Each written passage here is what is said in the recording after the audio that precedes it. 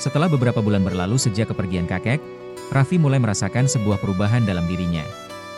Kehilangan itu memang mendalam, namun juga membawanya ke kesadaran baru tentang arti kehidupan dan tanggung jawab yang lebih besar. Kakek telah meninggalkan warisan yang sangat berharga dalam dirinya, dan kini saatnya bagi Raffi untuk melanjutkan apa yang telah dimulai. Pagi itu, suara adzan berkumandang dengan lantang dari menara masjid, memecah kesunyian pagi yang hening. Raffi duduk di depan meja kecil di ruang belajar pesantren, menatap Al-Quran yang terbuka di hadapannya. Pikirannya kembali mengingat kata-kata terakhir kakek yang selalu mengajarkannya tentang pentingnya niat dan ketulusan dalam menjalani hidup. "Raffi," kata kakek beberapa waktu lalu, "setiap langkahmu harus didasari dengan niat yang tulus. Jalan dakwah ini bukan jalan yang mudah, tetapi jika niatmu karena Allah, maka semua akan terasa ringan. Ingatlah, bahwa dakwah bukan hanya tentang menyampaikan ilmu, tetapi juga tentang menebar kasih sayang dan keberkahan." Raffi memejamkan matanya sejenak, menarik napas dalam-dalam. Ia tahu bahwa dakwah adalah panggilan hidupnya, jalan yang telah ditunjukkan Allah kepadanya, dan jalan yang kini harus ia teruskan. Tapi ia juga sadar bahwa perjalanan ini tidak akan mudah. Setiap langkah dakwahnya akan penuh dengan tantangan, ujian, dan godaan. Dengan penuh tekad, Raffi berdiri dan mengambil tasbih yang selalu ia bawa. Ia memutar butiran-butiran tasbih itu di tangannya, merenungkan setiap doa yang ia panjatkan. Raffi berdoa agar diberi kekuatan dan keberanian untuk menjalani jalan dakwah yang penuh tantangan ini, agar ia dapat menjadi hamba yang bermanfaat bagi umat, dan agar setiap kata dan tindakannya bisa menjadi cahaya bagi orang lain.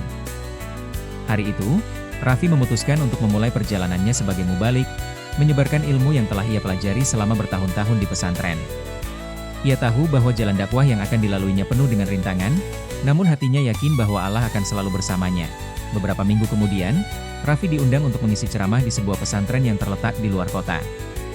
Ini adalah pertama kalinya ia akan berbicara di hadapan jemaah yang lebih besar.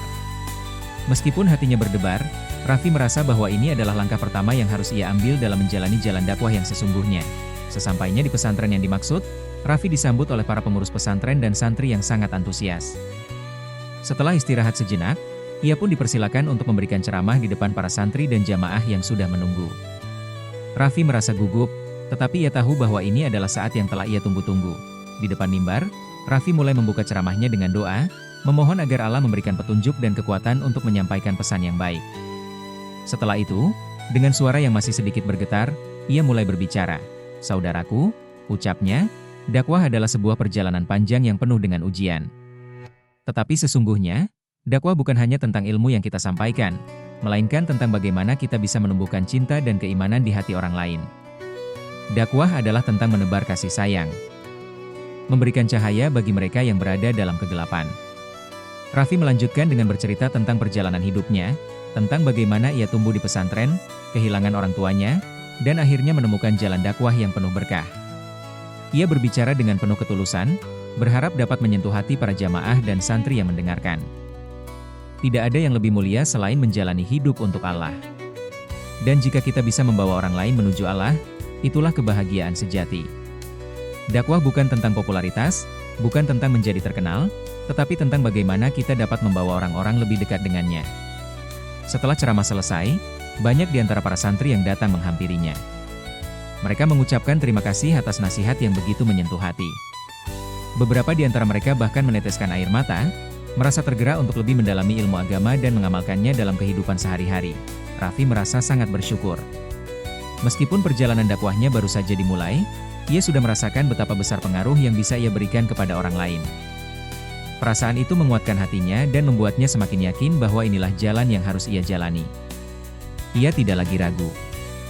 Jalan dakwah ini adalah jalannya, dan ia akan terus berjalan dengan penuh semangat, berbekal ilmu dan keyakinan yang telah ia pelajari. Beberapa bulan kemudian, perjalanan dakwah Raffi semakin berkembang. Ia diundang untuk berbicara di berbagai tempat, dari pesantren ke pesantren, hingga ke masjid-masjid yang lebih besar.